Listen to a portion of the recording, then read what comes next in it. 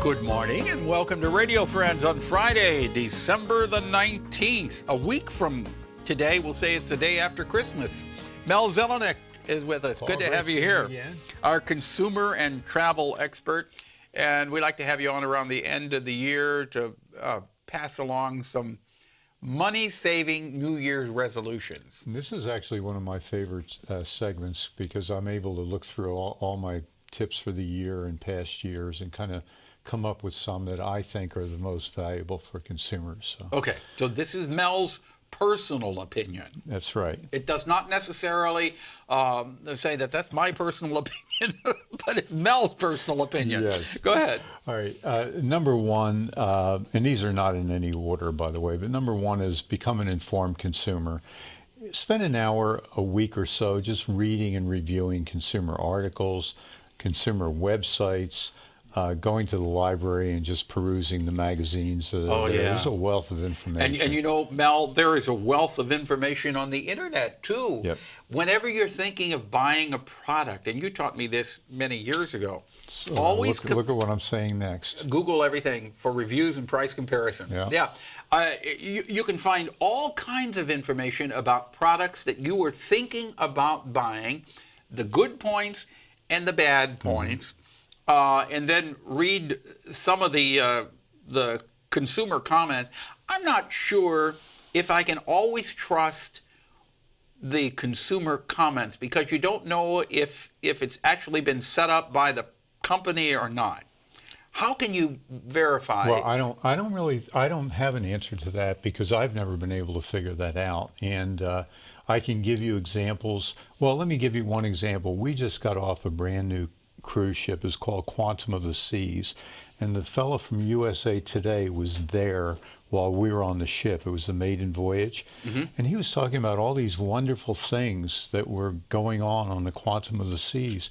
Well, I was on the ship. Half of those things didn't even work, you know. And it was brand new. Yeah, it was brand new, but he was getting the feed, in my view, from Royal Caribbean. And Royal Caribbean was telling him how great these things were. And I'm not even sure he was on the ship. He said he was, but who knows? So you got to question credibility of even major entities.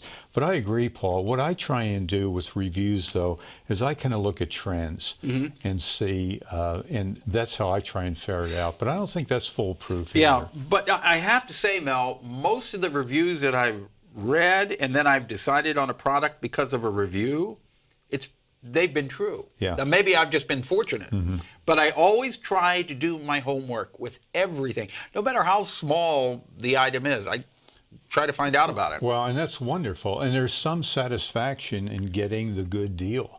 A simple thing, and I have my headphones here. I bought headphones on the internet, and they were $6 and some odd cents. I was price comparing in Colombia. The cheapest price I could get was $30 for those headphones. You know, they're just workout headphones.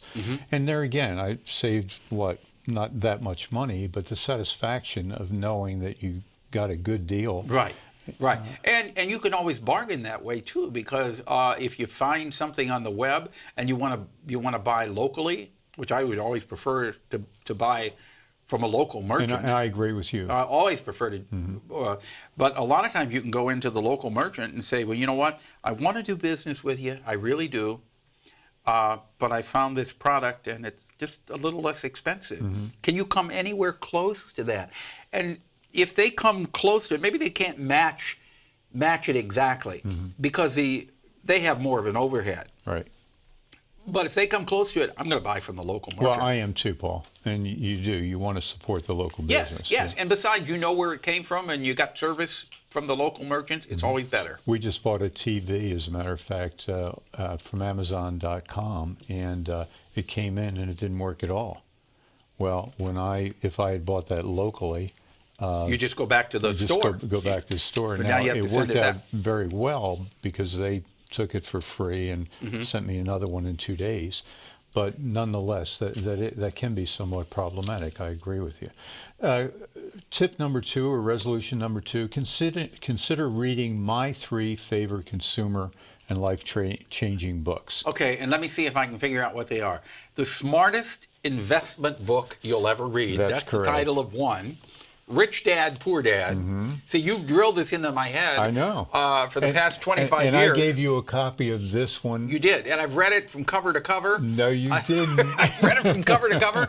The pages are worn thin because other people have borrowed it. And then, this is a new one. And I gave you one of those probably 5 My or 6 list. years ago. 24 Reflections on Life's Priorities by Toby Keith. Yes. And you know that old Toby Keith song. Well, and that's the thing that I think we all need to reflect on a little bit more. It's fun to save money, it's fun to spend money, but there's far more important things in the world than stuff. Oh my goodness! That's the message. From my.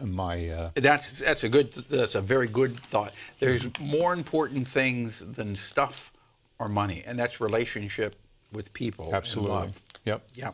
Okay, we got less than 2 minutes, actually a minute and a half. Well, let me get back then to the smartest investment book you'll ever read, because I have additional information as to why somebody should not go to a financial planner unless the financial planner is fee only. In other words, they have a fiduciary relationship with you. They sign an agreement with you saying that I'm only looking out for your interest, not mine. If you don't deal or work with a financial planner who doesn't have this fiduciary relationship with you, I would stay away from him or her. Warren Buffett agrees with me. 90% of his money that he's leaving for inheritances is going to be in the same fund that I recommend, which is Vanguard index funds. So you and Warren Buffett are on the same page. Warren and I are on the same page. She has a few more dollars than I do. Right. But all of this information is in that book? Yes. Matter of fact, he's quoted in his smartest investment book you'll ever read. The book as well. is, and can you get it at the library too? Yeah, that's where I picked it up, as a matter of fact. Oh, I thought you owned all of these. No, I gave away 100 copies. One of them went to you, and you didn't even read it. Awesome. Merry Christmas, Paul. Mel Zelenak. All right. If you want more information on any of this, how can they get in touch with you, Mel? Actually, they can email me at melscruises@charter.net. Okay, Mel Zelenak, always a pleasure to have you. We'll continue this next year. We will do. Thank you. Christmas, Merry Paul. Christmas to you, too. Tomorrow, Val Gurman, Central Missouri Astronomical Association. Our program directed by Travis McMillan, Reynolds Journalism Institute. Audio is Pat Akers from KBIA. Our floor director is Lowell Thomas. And our assistant producer and guest coordinator, Uncle James Mauser. He had a whole case of these books he was giving away.